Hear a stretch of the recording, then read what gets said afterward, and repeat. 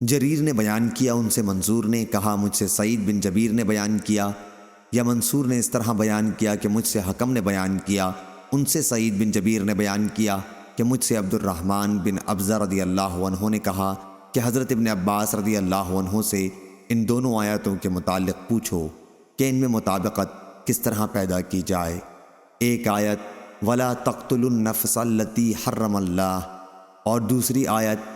وَمَن يَقْتُلْ مُؤْمِنًا مُتَعَمِّدًا۔ ابن عباس رضی اللہ عنہ سے میں نے پوچھا تو انہوں نے بتلایا کہ جب سورۃ الفرقان کی آیت نازل ہوئی تو مشرکین مکہ نے کہا ہم نے تو ان جانوں کا بھی خون کیا ہے جن کے قتل کو اللہ تعالیٰ نے حرام قرار دیا تھا،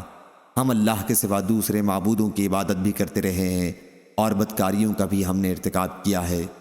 اس پر اللہ تعالیٰ نے آیت نازل فرمائی اِلَّا مَن تَابَ وَأَمَنَ،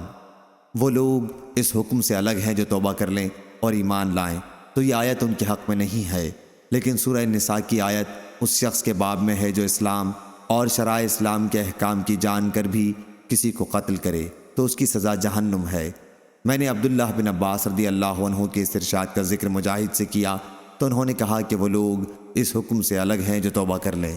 صحیح بخاری حدیث نمبر 3855۔